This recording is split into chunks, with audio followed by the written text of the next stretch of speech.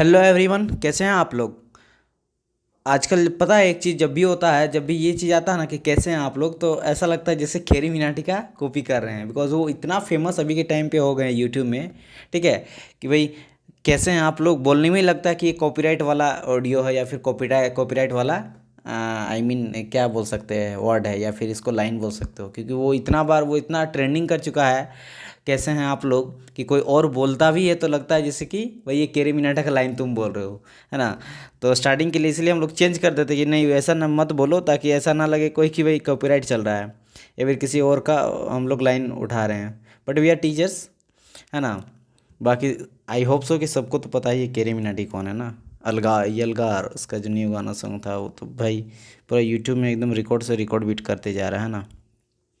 तो बढ़िया है, अच्छा होना चाहिए। इंडिविजुअल यूट्यूबर जो इतना मेहनत करके जाता है सक्सेस पाता है, वो बहुत ही अच्छी बात है। ठीक है, तो यहाँ पे हम लोग बेसिकली क्या कर रहे हैं, तो चलिए हम लोग अपना स्टार्ट करते हैं। हेलो एवरीवन, कैसे आप लोग। वेलकम टू ऑफिशियल चैनल पे study UT education dedicated to mechanical engineering department. तो यहाँ पे हम लोग देख रहे थे आर एस कुर्मी का सॉल्यूशन, और हम लोग देख रहे थे अभी मशीन डिजाइन को। ठीक है, मशीन डिजाइन। और जो पिछला लेक्चर था उसमें हम लोग बात किए थे बेसिकली थ्योरी के बारे में, की और सॉफ्ट कपलिंग के बारे में। ठीक है, तो उससे रिलेटेड हम लोग क्वेश्चन करने वाले हैं। Okay, I saw a story today, I am saw a story, I just want to share with you. See this is so hilarious. क्या स्टोरी क्या है ना कि एक लड़का है जो न्यू यूट्यूबर है। ठीक है, ट्रेंडिंग कर रहा था, तो मैं यूट्यूब में उसको चेकआउट किया था एक बार। आज शायद कल किस रात को रात का बात है। तो वो लड़का न्यू यूट्यूबर है, और बेसिकली वो बताता है कोई भी जो का कुछ भी आई मीन मीम्स वगैरह बनाता है, इस तरह से नया है। तो उसके वीडियो जो बनाता है वो लड़का जो है लगभग एज उसका होगा 15-18 होगा, 15-17 होगा, इस टाइप से कुछ एज होगा। ठीक है, तो वो बोल रहा था कि मैं वीडियो बनाता हूँ इतना मेहनत से, और ऐसा चीज़ है कि भाई एक उन्होंने वीडियो बनाया था तो उसके बारे में बता रहा था कि वीडियो हम बनाए उसमें मेरा 30 लाइक था।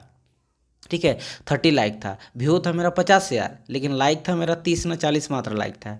और उसी में कमेंट किया था, कोई एक लड़की कमेंट की थी, तो कमेंट किया था अवेसम वीडियो। तो उसमें जो कमेंट किया उसमें लाइक है 150 प्लस, है ना।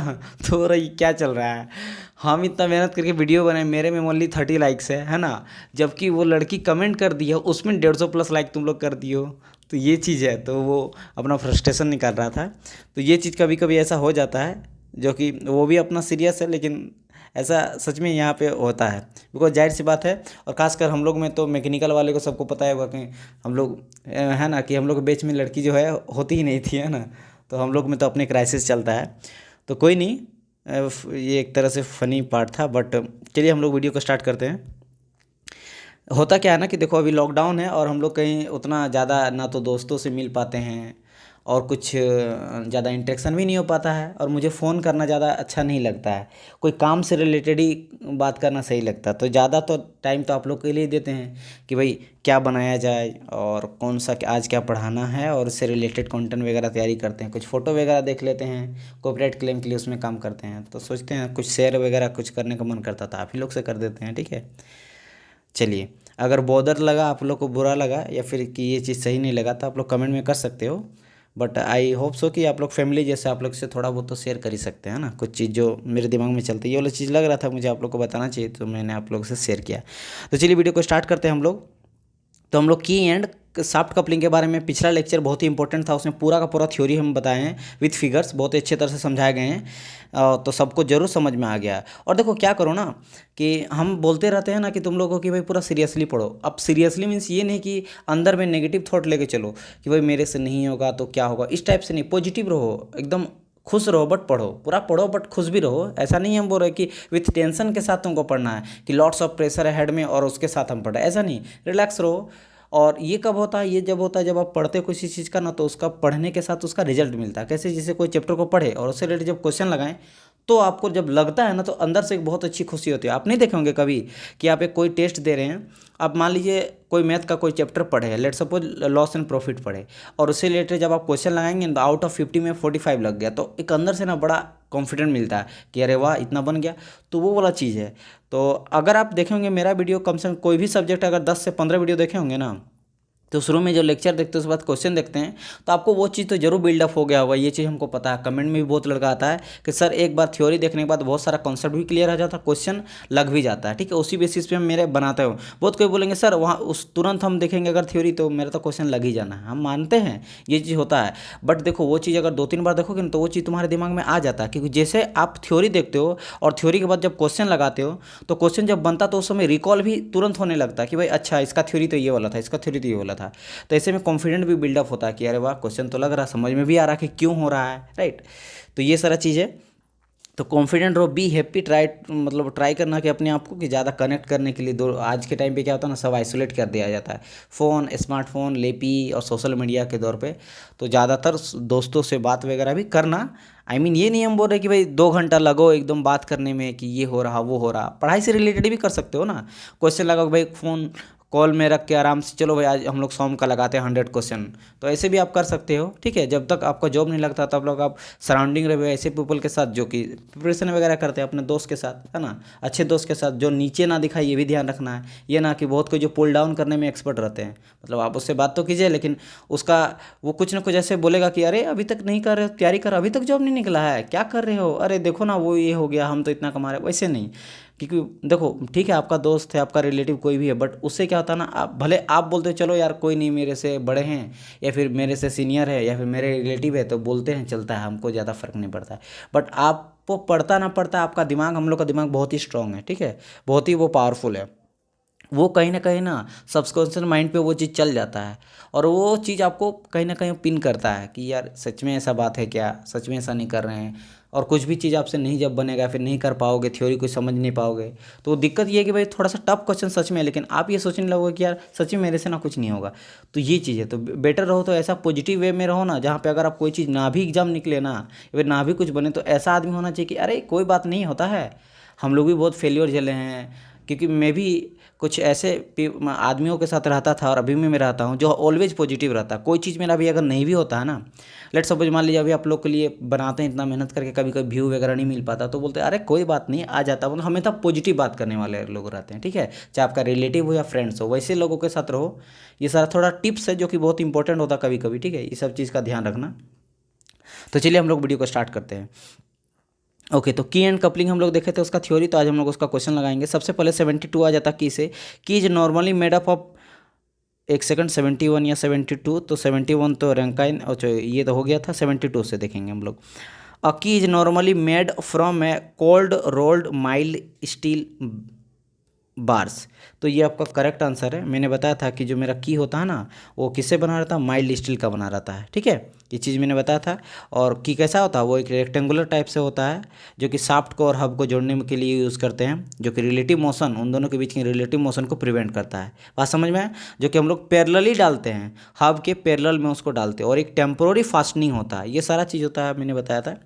आगे बढ़ते हैं, विच of the four statement is wrong, बता रहा है कि कौन सा स्टेटमेंट जो है रॉन्ग है। पहला बोला a key is use to temporary fastening, तो ये तो बिल्कुल सही स्टेटमेंट है। बी नंबर देखते हैं क्या बोला है, a key is subjected to a tensile stress. तो की जो है वो टेंसाइल स्ट्रेस, देखो यहाँ पे बी नंबर, देखो बी नंबर नहीं होगा क्योंकि टेंसाइल नहीं होगा, क्योंकि मैंने बताया था कि जो की होता है ना वो सब्जेक्ट होता है क्रशिंग और शेयरिंग में, अगर आपको याद होगा तो, कि की में शेयरिंग भी, शेयरिंग स्ट्रेस लगता है और क्रशिंग स्ट्रेस लगता है। तो ये आंसर जो है वो गलत है। बी सी नंबर देखिए, a key is always inserted parallel to the shaft of the axis, तो बिल्कुल सही है। ऑलवेज हम लोग पैरेलल लगाते थे, आप लोग पढ़े होंगे, ठीक है। तो ये कैसा रहता था, मेरा पैरेलल रहता था। ये मान लो हब है, this is your hub, this is your shaft, और ये मेरा की है, तो की ऑलवेज मेरा पैरेलल लगता था, यहाँ पे इस तरह करके रखता है, ठीक है। ओके, फिर बोला है की prevent relative motion between the shaft and boss of the pulley, तो ये भी करेक्ट आंसर है। तो यहाँ पे क्या हो जाएगा, मेरा बी हो जाएगा करेक्ट। करेक्ट क्यों, क्योंकि यहाँ पे रॉन्ग बोला, तो कौन सा रॉन्ग है, तो बी मेरा रॉन्ग है। ओके, आगे बढ़ते क्या बोला है, the taper on the rectangular sunk key is, यानी कि जो सन की होता है, जो कि होता है एक तरह से की होता है, ठीक है। तो वो बोला कि टेपर हम लोग कितना देते हैं, और मैंने आपको बताया था ये टेपर वन इन कहा देते हैं, इन 100, इन मीन्स होता है, इसको हम लोग जब इंक्लिनेशन स्लोप हम लोग मेजर करते हैं, ठीक है, इंक्लिनेशन मेजर करते हैं तब हम लोग इन देते हैं। बेसिकली ये रेशियो ही होता है, जो कि एवरी 10 हॉरिजॉन्टल डिस्टेंस में एक मेरा ट्रांसवर्सल यूनिट होता है, ठीक है। हॉरिजॉन्टल डिस्टेंस में 1 ट्रांसवर्स यूनिट होता है, वो चीज़ को हमको बताता। तो टेपर ये मेरा हो जाता है कितना, 1:100 हो जाता है। तो डी इसका करेक्ट आंसर हो जाएगा, ठीक है। और सन की के बारे में भी मैंने पूरा थ्योरी बता दिया था कि वो मेरा रेक्टेंगुलर भी हो सकता है, स्क्वायर भी हो सकता है, पैरेलल भी हो सकता है, जिग हेड की भी हो सकता है, ठीक है। जिसका आप लोग को पता होगा कि विड्थ हम लोग कितना लेते थे, विड्थ लेते थे D/4 लेते थे। वही अगर थिकनेस का बात करें तो D/6 लेते थे। और डी क्या मेरा डायमीटर है शाफ्ट का, जितना मेरा डायमीटर शाफ्ट है उसका फोर्थ लेंगे हम लोग क्या, उसका विड्थ। और वैसे लेंथ का बात करें तो थिकनेस का बात करें तो D/6 लेते थे। इसके अलावा जो है उसको हम लोग कैसे लेते थे, मैंने बताया था 1:100 के रेशियो में उसको हम लोग टेपर डालते थे, राइट। तो ये सारा चीज़ था जो इससे रिलेटेड आपका थ्योरी है। ओके, चलिए आगे बढ़ते हैं हम लोग क्वेश्चन पे। वैसे ये सारा थ्योरी को बहुत ही अच्छी तरह से एक्सप्लेन कर दिए हैं, तो आप लोग को उतना टेंशन लेना, पिछला लेक्चर देखिएगा तो ऑटोमेटिक आप लोग को बनते जाएगा। 75 चलते, क्या बोला, the taper on the key is given on. तो जो टेपर जो हम लोग की में देते हैं वो हम लोग टॉप साइड में देते हैं, ठीक है। आगे बढ़ते हैं। Usually proportion of the width of the keys, width of the की में हम लोग कितना देते हैं, तो ये मैंने आपको बताया था कि इसका करेक्ट आंसर आपका क्या होगा। अगर आप लोग को याद होगा, जस्ट मैंने अभी बताया, विड्थ क्या देते हैं, D/6 देते, सॉरी D/4 देते हैं, और थिकनेस मेरा D/6 होता है। तो इसका हो जाएगा आपका C number. Okay, thickness of the key is usually taken equal to the 1/6 of the dia. तो मैंने बताया था थिकनेस हम लोग 1/6 ऑफ डाया लेते हैं, ठीक है। तो ये भी सही है, आपका करेक्ट आंसर है। 78 चलते, a taper key which fits half in the key way of the hub and half in the key way of the shaft is known as. तो इसी को हम लोग बोलते हैं सन की। सन की में मैं बताया था जो की हम लोग होता है ना, वो आधा मेरा शाफ्ट में जाता है और आधा मेरा हब में जाता है, ठीक है। तो वही चीज़ यहाँ पे बोल रहा है। 79 चलते हैं, 217, अ हॉलो सैडल की इज है। हॉलो से सैडल की, तो मैंने बताया था कि हॉलो जो सैडल की होता है वो टेपर की विच फिट्स की way of the hub and bottom of the key is shaped fit into the curve surface. तो वो कर्व सरफेस मेरा फिट होता है हॉलो वाला। और वो एक फ्लैट मेरा था, फ्लैट वाला मैंने क्या बताया था, फ्लैट वाला जो रहता है वो मेरा कैसा लगता है, वो मेरा एकदम फ्लैट उसके साथ लग जाता है, किसके साथ, शाफ्ट के साथ, ठीक है। हॉरिजॉन्टल यानी पैरेलल लगता है, ठीक है। ओके, आगे बढ़ते हैं। 280, a rectangular key a tangent key is provided in pair at right angle and each key is to withstand torsion in one direction only. तो इसका स्टेटमेंट बिल्कुल सही हो जाएगा। मेरा टेंजेंट की जो होता है वन डायरेक्शन के लिए होता है और राइट एंगल में लगाते हैं। इसमें बोला विच of the statement is correct, बोला कि इसमें से कौन सा मेरा करेक्ट स्टेटमेंट है। 281, तो पढ़ते हैं हम लोग, क्या बोला, ए parallel sun key is a टेपरलेस की।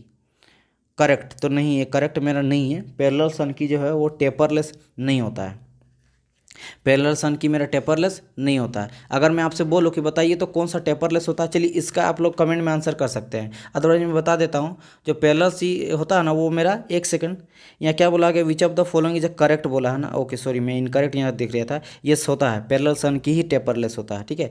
तो ये मेरा होता है, बिल्कुल सही है। आगे बोला है पैरेलल सन की में भी रेक्टेंगुलर स्क्वायर क्रॉस सेक्शन, ये भी होता है।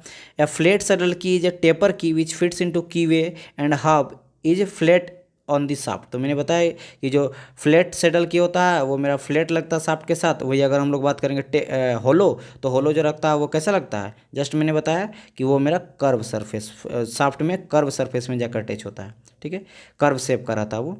ओके, तो यहाँ बेसिकली डी हो जाएगा, ऑल ऑफ द अबव हो जाएगा correct answer. When the pulley or other mating piece is required to slide along this shaft a dash sunk key is use.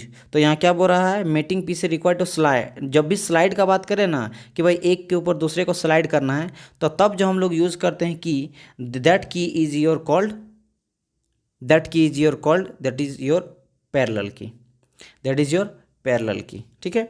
Okay, feather की का बात करें, फेदर की transmit turning moment and permits axial movement also. तो ये बिल्कुल सही बोल रहा है। आगे बढ़ते हैं। सारा का थ्योरी हम बहुत अच्छे से एक्सप्लेन कर दिए, जरूर आप उसको देख लीजिएगा, क्योंकि यहाँ एक्सप्लेन, यहाँ 50 क्वेश्चन हमको मिनिमम आज देखना है। तो अगर ज़्यादा एक्सप्लेन करेंगे तो 1 घंटा से भी ज़्यादा चल जाएगा। तो थ्योरी तो पहले एक्सप्लेन कर ही दिए हैं। क्या बोल रहा है, a key made from a cylindrical disc having segment cross section is known as. अगर उसमें सेगमेंट क्रॉस सेक्शन है ना, तो उसको हम लोग बोलेंगे क्या, that is call your flat saddle की, ठीक है।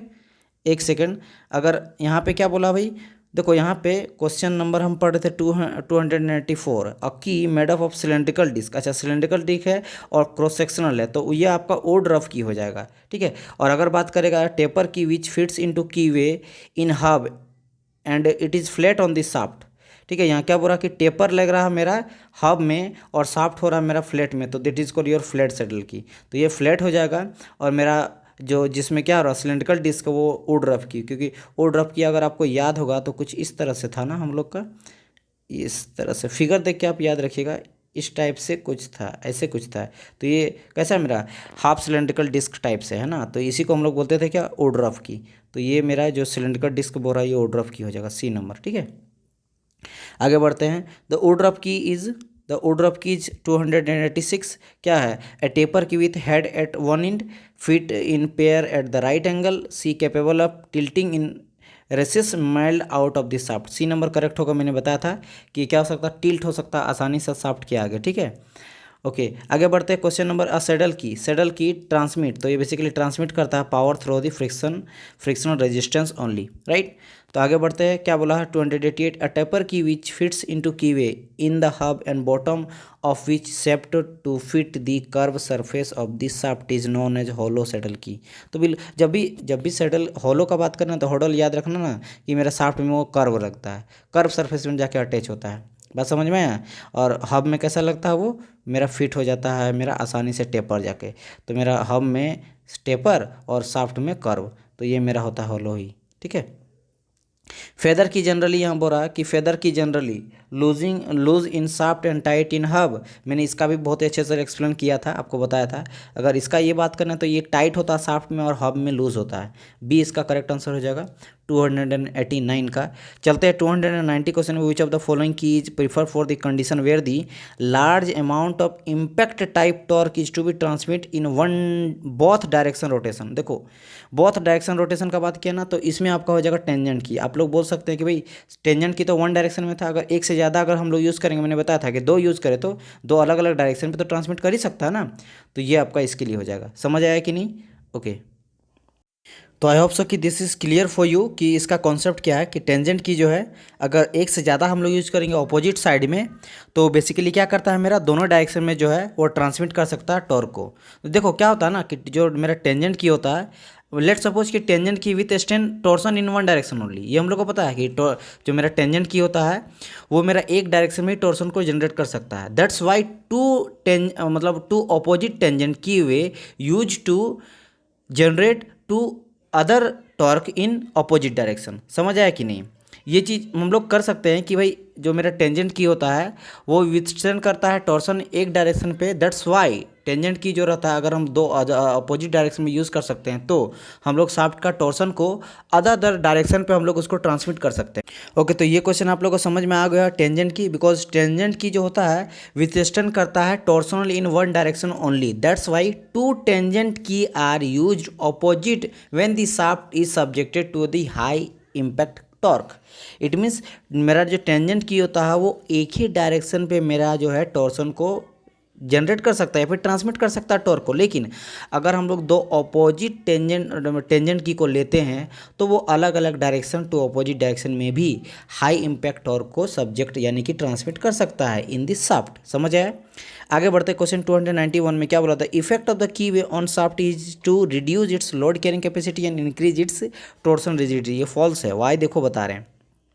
जो मेरा की होता है ना, की के कॉर्नर पे अगर की के कॉर्नर पे मान लो ये मेरा शाफ्ट और कपल यहाँ मतलब हब लगाए हुए हैं, और की के कॉर्नर पे बात करें, की के कॉर्नर पे अगर मेरा स्ट्रेस कंसंट्रेशन बढ़ जाता है, अगर स्ट्रेस कंसंट्रेशन मेरा बढ़ता है जिसके चलते क्या होता है उसका जो क्रॉस सेक्शनल एरिया होता है, एरिया जो होता है वो एरिया मेरा क्या होता है घट जाता है, क्योंकि जाहिर सी बात है यहाँ पे अगर ज़्यादा स्ट्रेस पड़ेगा, लोड कैरिंग कैपेसिटी अगर ज़्यादा मेरा बढ़ जाएगा, ठीक है, तो ज़्यादा बढ़ने से मतलब बेसिकली स्ट्रेस कंसंट्रेशन बढ़ने से जो क्रॉस सेक्शनल एरिया होता है वो मेरा घट जाता है, और क्रॉस सेक्शनल एरिया घटने के चलते क्या होता है भाई घटा क्यों, क्योंकि लोड कैरिंग कैपेसिटी यहाँ बढ़ा, तो पहली बात तो लोड बढ़ने के चलते स्ट्रेस जो क्रॉस सेक्शनल एरिया वो घटता है, और इसके चलते जो मेरा टॉर्सन स्ट्रेंथ है वो भी मेरा क्या हो जाता है डिक्रीज कर जाता है। ठीक है, तो यहाँ क्या बोला कि इंक्रीज इट्स टॉर्सन रिजिडिटी और स्ट्रेंथ, तो ये बेसिकली घटता है ना कि बढ़ता है।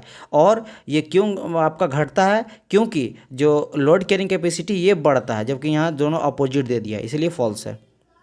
ठीक है, यहाँ बोला रिड्यूस करता है लोड, तो नहीं, लोड मेरा बढ़ता है इसीलिए मेरा टॉर्सनल जो है वो घटता है, क्योंकि स्ट्रेस वहाँ पे क्या हो जाता है, स्ट्रेस मेरा हाई हो जाता है और क्रॉस एरिया घट जाता है, तो फॉल्स है यहाँ पे। आगे बढ़ते क्या बोला था कि की वे लोअर्स, की वे क्या को लो करता है, तो देखो यहाँ पे कीवे का अगर बात करेंगे तो ये मेरा स्ट्रेंथ को रिजिडिटी दोनों को जो है वो लो करता है, तो यहाँ सी हो जाएगा करेक्ट आंसर। आगे बढ़ते हैं। अगर ज़्यादा मेरा बढ़ा तो जाहिर सी बात है, मैंने अभी बताया ना, रिजिडिटी को लो कर देगा। अगर मेरा कीवे लोअर्स ये मेरा कर देता है, ठीक है, कीवे जो है वो मेरा लो कर देता है, उसका स्ट्रेंथ को भी लो कर सकता है और उसके रिजिडिटी को भी लो कर सकता है फेलियर के टाइम, ठीक है। ओके, क्या बोला, in belt drive if the pulley diameter is double keeping the tension and belt width constant then it will be necessary to, तो इसमें हम लोग लेंथ को इंक्रीज करना पड़ता है, इंक्रीज द की लेंथ, ठीक है। आगे बढ़ते हैं। इन assembly of pulley the key and shaft, जब हम लोग पुली असेंबली करते हैं पुली का, तो उसमें की एंड शाफ्ट जो होता है वो क्या, उसमें से कौन सा जो है वो स्ट्रॉन्ग बनाते हैं, कौन सा वीक बनाते हैं, तो की को जो है हम लोग थोड़ा सा वीकेस्ट बनाते हैं क्योंकि ये टेम्पोररी जॉइंट होता है। क्वेश्चन आ जाता है the distribution of the force along the length of की फिटेड इन द शाफ्ट, तो मैंने बताया था डिस्ट्रीब्यूशन जो फोर्स होता है अलोंग द पूरा जो की के लेंथ में है वो मेरा कैसा होना चाहिए, आपका यूनिफॉर्म होना चाहिए, ठीक है, यूनिफॉर्म होना चाहिए थ्रू आउट दिस सिस्टम। लेकिन यहाँ पे क्या बोला कि ध्यान देखिएगा, the distribution of the force along the length of the key fitted in shaft, तो यहाँ बी आंसर होना चाहिए in is uniform throughout, लेकिन यहाँ पे बोला very exponentially being more near to the torque input head, ठीक है, यानी कि बोल रहा कि एक्सपोनेंशियली बढ़ना चाहिए और being more near to the torque input head, जहाँ पे टॉर्क ज़्यादा लगेगा ना वहाँ पे इंड में मेरा टॉर्क जहाँ पर यूज़ होगा टॉर्क मेरे इंड पे ज़्यादा हो सकता है, ठीक है। तो ये सी यहाँ पे बोला गया है। तो अगर मैं करेक्ट आंसर देखो ना, तो हम लोग ट्राई करते हैं यूनिफॉर्म का, ट्राई करते हैं क्या हम लोग यूनिफॉर्म थ्रू आउट कि भाई फोर्स डिस्ट्रीब्यूशन मेरा जो फोर्स डिस्ट्रीब्यूशन है वो मेरा की में थ्रू आउट जो है वो सेम रहे, बट ऐसा होता नहीं है। इन जनरल अगर देखा जाए ना तो वो एक्सपोनेंशियली वेरी करता है और टॉर्क मेरा जहाँ इंड में जो है जहाँ पे ज़्यादा लोड पड़ता है वहाँ मेरा ज़्यादा टॉर्क प्रोड्यूस होता है, तो यहाँ पे सी हो जाएगा करेक्ट आंसर, ठीक है। ये चीज़ हम लोग को ट्राई करते बनाने का, बट ये एक्चुअल नहीं होता, तो ये चीज़ याद रखिएगा, इसका करेक्ट आंसर सी ही हो जाएगा, ठीक है। ओके, क्वेश्चन नंबर 296 में क्या सोच रहा था, देखो कि अगर आपको क्वेश्चन ये रहता ना कि डिस्ट्रीब्यूशन ऑफ फोर्स हम लोग डिज़ाइन करते हैं ऑन द बेसिस ऑफ कि भाई हम लोग अगर मान लो कोई कीवे को बना रहे हैं तो क्या उसका जो फोर्स डिस्ट्रीब्यूशन है उसका हम लोग क्या एज्यूम क्या करते हैं या फिर कंसंट्रेशन क्या करते हैं। कंसंट्रेशन एक होता है ना कि भाई ये चीज़ को लेके चलते हैं, एक यूनिफॉर्म टाइप का लेके चलते हैं किसी को आइडियल मान के, तो ट्राई करते हैं हम लोग कि यूनिफॉर्म जो है थ्रू आउट सिस्टम में मेरा एक जैसा फोर्स जाए, बट एक्चुअल में क्या होता है ये वेरी करता है exponentially.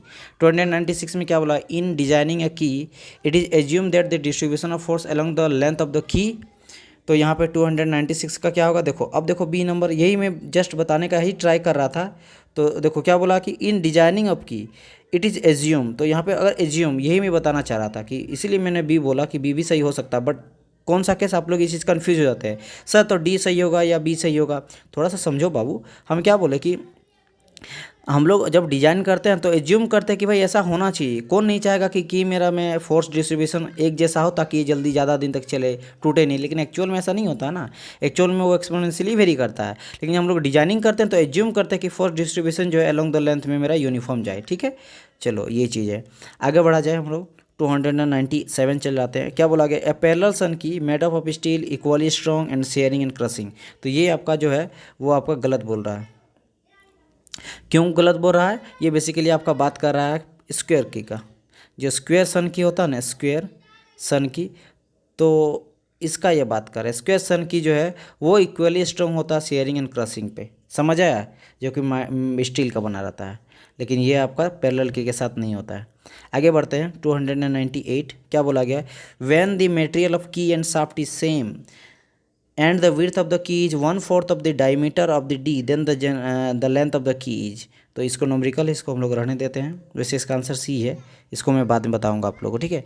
Okay, for the square key made of mild steel the shear and crushing strength are related to, तो ये मेरा शेयर स्ट्रेंथ जो रहता है वो इक्वल हो जाता है क्रशिंग स्ट्रेंथ के स्क्वायर की के केस में, जस्ट मैंने बताया था ना अभी, ये जो था ये आपका अब बेसिकली स्क्वायर की के ही स्टेटमेंट था कि स्क्वायर की में क्या होता है, मेरा जो शेयरिंग होता है और क्रशिंग होता है दोनों मेरा इक्वल हो जाता है, ठीक है, जो कि मैं थ्योरी में बता चुका हूँ।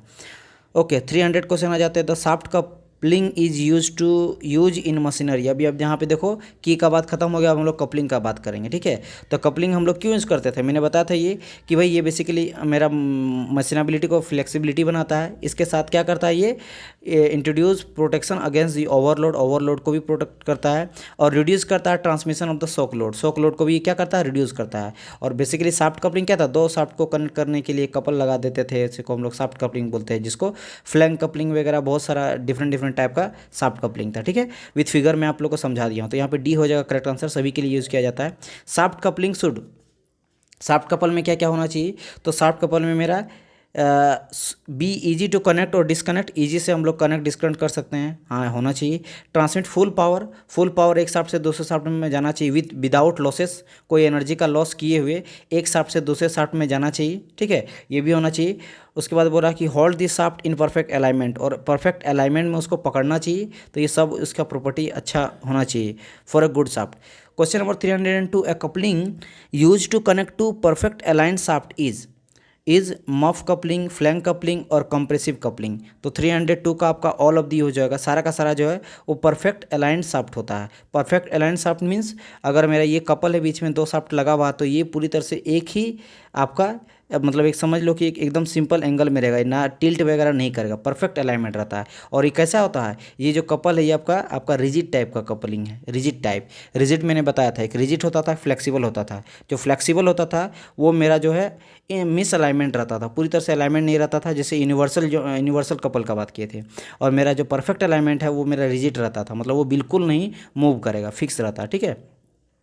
Okay, which of the following coupling is use to connect two shaft which है both lateral and angular misalignment. देखो जैसे मिस अलाइनमेंट बात करता तो फ्लेक्सिबल अलाइनमेंट का बात करेगा, तो इसका एग्जांपल क्या क्या हो जाता था, तो देखो यहाँ पे यूनिवर्सल तो मैंने बताया होता ही है, ओल्डम भी होता है और बूस्ट विन टाइप कपलिंग भी होता है। तो यहाँ पे ऑल ऑफ दीज यानी डी हो जाएगा करेक्ट आंसर 303 का। चलते हैं अब, flank coupling is type of है रिजिड कपलिंग। क्या जो फ्लैंक कपलिंग है वो रिजिड कपलिंग होता है, बिल्कुल सही, ये मेरा रिजिड टाइप का ही कपलिंग होता है, मतलब ये परफेक्ट अलाइनमेंट इसमें होता है, रिजिड मीन्स परफेक्ट अलाइनमेंट होता है। आगे बढ़ता है यूनिवर्सल, तो यूनिवर्सल देख के ही लग रहा है यूनिवर्सल जो मेरा फ्लेक्सिबल था, फ्लेक्सिबल मतलब मिस अलाइनमेंट, तो देखो यहाँ पे बी हो जाएगा इसका करेक्ट आंसर, देखिए ठीक है।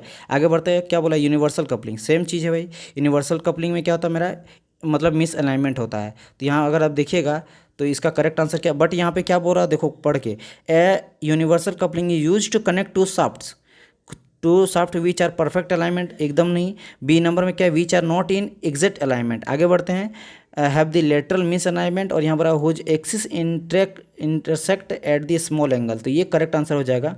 वाई, बिकॉज यहाँ शाफ्ट का बात कर रहा है, शाफ्ट के बीच में। कपलिंग का अगर बात करता तो आप बोल सकते हैं कि भाई miss alignment, lateral miss alignment हो सकता था, लेकिन शाफ्ट का अगर बात करें ना तो शाफ्ट जो रहता है वो स्मॉल एंगल में इंटरसेक्ट करता है, ठीक है। तो इसका डी हो जाएगा करेक्ट आंसर, समझ आया। आगे बढ़ते हैं 207, a flange coupling is use to connect two shafts. तो यहाँ पे फ्लैंक कपलिंग का बात करा तो फ्लैंक कपलिंग जो होता है वो मेरा रिजिड टाइप होता है, यानी कि परफेक्ट अलाइनमेंट होता है, ठीक है। आगे बढ़ते क्या बोला गया, bushed pin flexible coupling use to connect two shaft whose axis intersect at the small angle, तो ये तो गलत है। वाई, बिकॉज ये आपका एग्जांपल है किसका, this is a example of your universal coupling, ठीक है। आगे बढ़ते ओल्डम कपलिंग के बारे में बोला गया, Oldham coupling is use to connect two shaft. तो ओल्डम कपलिंग मेरा क्या एग्जाम्पल है, तो भाई ये भी मेरा एग्जाम्पल है फ्लेक्सिबल का, और फ्लेक्सिबल मीन्स क्या होता है, मिस अलाइनमेंट, मतलब हो जाएगा मेरा सी हो जाएगा करेक्ट आंसर, ठीक है, 309 का। Okay, Oldham coupling is use to transmit power between two parallel shaft which are slightly offset. तो ये आपका जो स्टेटमेंट है वो बिल्कुल सही बोल रहा है। वाई, बिकॉज क्या बोल रहा है कि भाई ओल्डम कपलिंग मेरा क्या फ्लेक्सिबल है, और फ्लेक्सिबल मीन्स मिस अलाइनमेंट रहता है, मतलब दोनों आपस में जो मान लो ये चीज़ से जुड़ा हुआ है, तो दिस इज योर कपलिंग है, और कपल के द्वारा ये दोनों शाफ्ट जुड़ा हुआ है। तो मिस अलाइनमेंट मीन्स क्या होता है कि ये थोड़ा बहुत जो है टिल्ट रह सकता है, एक इधर और एक इस तरह सकता है। देखो मिस अलाइनमेंट हुआ ना, तो इसका मतलब क्या ऑफसेट है, स्लाइटली थोड़ा सा ऑफसेट रहता है दोनों शाफ्ट के बीच में, ठीक है, तो ये ट्रू बोल रहा है। ओके, द स्लीव और muff coupling is design as a sleeve and muff coupling का यहाँ पे बात करा, तो इसको हम लोग डिजाइन करते हैं फॉर दी होलो शाफ्ट के लिए हम लोग इसको डिजाइन करते हैं, ये भी मैंने बताया हुआ है। ओके, यहाँ पे ग्रुप दिया गया जिसको मैच करना है। सबसे पहले हम लोग बात करते हैं ओल्डम कपलिंग का, तो ओल्डम कपलिंग अगर बात करें तो ये मेरा नॉन कोलिनियर शाफ्ट होता है और ये एडजस्टेबल होता है, तो ए का बी हो जाएगा, ठीक है। हम लोग करते हैं बी का फ्लैंक कपलिंग, तो फ्लैंक कपलिंग मेरा रिजिड टाइप होता है। यूनिवर्सल कपलिंग का बात करेंगे तो यूनिवर्सल कपलिंग जो होता है वो आपका रहता है कैसे, लॉन्गिट्यूडनल के लिए यूज़ किया जाता है और एंगुलर शाफ्ट में भी इसका यूज़ किया जाता है। और वही फ्रिक्शनल कपलिंग का अगर बात करेंगे तो ये हो जाएगा joint collinear shaft and engage and disengage them during motion. Motion के दौरान इसको हम लोग इंगेज यानी लगा भी सकते हैं, खोल भी सकते हैं, ठीक है। तो यानी कि क्या हो जाएगा, ए का हो जाएगा आपका बी, ठीक है, ए का हो जाएगा आपका बी, आपका फिर ए का हो गया बी एंड बी का हो जाएगा आपका ए एंड सी का हो जाएगा डी एंड डी का हो जाएगा सी, राइट। ओके, आगे बढ़ते हैं। Okay, Bora in designing of sleeve coupling, sleeve coupling design के समय आउटर डायमीटर हम लोग स्लीव का कितना लेते हैं, मैंने बताया था ये 2D + 13 mm लेते हैं, जहाँ पे डी क्या diameter of this shaft. Okay, in designing of sleeve coupling में बोला गया लेंथ ऑफ द स्लीव कितना लेते हैं, तो लेंथ मैंने बताया था 3.5 डायमीटर, जो भी डायमीटर है उसका 3.5/2 हम लोग लेते हैं, तो डी हो जाएगा करेक्ट आंसर। ओके, आगे बढ़ते हैं हम लोग। आगे है 315 में in this is call your, यहाँ पे फ्लैंक बेसिकली है, छूट गया है ना, मतलब मिट गया थोड़ा सा, फ्लैंक कपलिंग है। ओके, तो इन फ्लैंक कपलिंग, फ्लैंक कपलिंग का बात करा, फ्लैंक कपलिंग में द की आर, तो देखो जो की रहता है वो मेरा 90 डिग्री में रहता है, 90 along the circumference of the shaft, ठीक है, याद रखिएगा इसको। आगे बढ़ते हैं, क्या बोला गया यहाँ पे 216 में, a flange coupling the flange are coupled together by mean of, तो ये नट एंड बोल्ट के होता है, नट एंड बोल्ट से ये दोनों आपस में कपल रहता है। आप लोग देखे होंगे, मैं दिखाया था फिगर आपको, फ्लैंक कपलिंग, फ्लैंक कपलिंग कुछ इस तरह का था, दो आपका फ्लैंक्स था और इसमें नट बोल्ट के द्वारा ये कनेक्ट हुआ करता था। और ये भी मैंने बताया था कि डिपेंड करता है कि इसमें कितना नट लग रहा है, डायमीटर पे डिपेंड करता है, ये भी मैंने बताया था आपको ना, तो वो चीज़ को जरूर देख लीजिएगा। आगे बढ़ते हैं, in designing of flange coupling the pitch circle diameter of the bolt is taken as, कितना लेते हैं पिच सर्कल डायमीटर भाई, तो पिच सर्कल अगर डायमीटर बोले तो ये 3D हम लोग लेते हैं, यहाँ पे डी तो डायमीटर ऑफ द शाफ्ट है, जितना भी डायमीटर रहेगा शाफ्ट का उसका 3 गुना लेते हैं हम लोग, क्या, pitch circle of in flank coupling. Okay, 318 for a shaft diameter of 100 mm। Okay, देखो आगे यहाँ पे क्वेश्चन फ्लैंक कपलिंग के ही बारे में था, फिर फ्लैंक कपलिंग में शाफ्ट डायमीटर 100 है तो हम लोग कितना बोल्ट लेंगे, मतलब अगर जितना बड़ा मेरा फ्लैंक्स रहेगा उतना हम लोग नट बोल्ट लगाएंगे ना। तो अगर मेरा 100 mm का डायमीटर है, ठीक है, 100 mm का, मान लो 100 mm का डायमीटर है, डायमीटर ये डायमीटर हो गया 100 mm का, तो इससे रिलेटेड इतना बन जाएगा फ्लैंक कपलिंग, तो इसको हम लोग 2 को लगा देंगे। तो इसके लिए कितना नट हम लोग यूज़ करेंगे, तो मैंने बताया था कि 100 जब भी रहेगा ना, 100 के केस में, तो उस केस में मैंने 4 बताया था, ठीक है। अगर मैं बात करूँगा 150 200 तक चल जाता तो उसके केस में 8 था। तो वही बोल रहा नेक्स्ट क्वेश्चन कि शाफ्ट डायमीटर अगर 200 mm रहेंगे तो कितना हम लोग बोल्ट यूज़ करेंगे फ्लैंक कपलिंग में, तो 8 यूज़ करेंगे। Question number 220, in flank coupling the thickness of the flank is taken 1/2 of the diameter, मैंने बताया था 0.5D होता है, क्या होता है 0.5D होता है, क्या, थिकनेस ऑफ द फ्लैंक, किसमें, इन दी फ्लैंक कपलिंग। तो यहाँ पे ये बिल्कुल सही स्टेटमेंट है, ठीक है, यानी कि फ्लैंक कपलिंग में थिकनेस हम लोग लेंगे ना फ्लैंक का, तो जो भी डायमीटर रहेगा उसको हम लोग आधा कर देते हैं, हाफ कर देते हैं। ओके, यहाँ पे देखो फ्लैंक कपलिंग में बताए थे कि मरीन टाइप भी रहता है, मरीन फ्लैंक कपलिंग भी रहता है, उसमें थिकनेस ऑफ द फ्लैंक कितना लेते हैं, तो मैंने बताया था इसमें हम लोग क्या करते हैं D/3 कर देते हैं। जैसे उसमें क्या किए थे हम लोग, जो नॉर्मल फ्लैंक था उसमें D/2 करते थे, जो भी डायमीटर रहता था उसको हम लोग आधा कर देते, तभी ना भाई 0.5D हो गया। लेकिन इसमें हम लोग क्या करते हैं 0.33D कर देते हैं, समझ आया। तो ये क्या हो जाएगा, मैं D/3 हो जाएगा, राइट। ओके, देन तो 221 का हो गया बी नंबर। 222 चलते हैं, in the marine flank coupling the pitch circle, अब पिच सर्कल कितना लेते हैं, तो पिच सर्कल इसमें लेते हैं 1.6D लेते हैं, कितना लेते हैं हम लोग 1.6D लेते हैं, समझ आया। ओके, इसको भी याद रखिएगा। वहीं अगर बात करेंगे फ्लैंक, नॉर्मल फ्लैंक कपलिंग कितना लेते थे, 3D लेते थे। देखो अभी क्वेश्चन यहाँ पे था, ये आपका क्वेश्चन है, इन designing of flange coupling the pitch circle of diameter of the voltage, तो इसमें हम लोग 3D लेते हैं, जबकि यहाँ पे हम लोग कितना लेते हैं, अगर मरीन फ्लैंक कपलिंग का बात करेंगे तो इसमें पिच सर्कल हम लोग लेते हैं 1.6D, समझ आया। ओके, तो यहाँ पे हम लोग कॉलम एंड स्ट्रक आ जाएगा, तो इसको हम लोग नेक्स्ट क्वेश्चन में नेक्स्ट लेक्चर में देखेंगे, सॉरी नेक्स्ट क्वेश्चन बोल रहे हैं, नेक्स्ट लेक्चर में देखेंगे। वीडियो कैसा लगा जरूर बताइएगा, लाइक जरूर कीजिएगा, कमेंट करके बताइएगा कैसा लगा, और ज़्यादा से ज़्यादा शेयर कीजिएगा, और खुश रहिएगा जितना हो सके। टेलीग्राम व्हाट्सअप का लिंक नीचे दिया गया है, उसको आप ज्वाइन कर लीजिए। टेलीग्राम में आपको PDF वगैरह मिल जाता है, किसी भी चीज़ का, कोई भी बुक कुछ भी आता है नया चीज़ में वहाँ पे डाल देता हूँ। व्हाट्सअप में आप मेरे से कमेंट करके पर्सनली कुछ पूछ सकते हैं, ग्रुप भी है वहाँ पे, क्वेश्चन का डिस्कशन कर सकते हैं। RK का अगर कोर्स बाई करना चाहते हैं, जो कि बहुत इंपॉर्टेंट बनाया गया है for all government job exams के लिए, मतलब आपको मैकेनिकल का पूरा स्ट्रॉन्ग बनना चाहते हैं एकदम, मतलब कोई भी एग्जाम आपसे नहीं रुकेगा, 100% श्योर है, तो आप RK का कोर्स को बाई कर सकते हैं, ठीक है। मिलते हैं नेक्स्ट में, तब तक के लिए good bye, god bless you.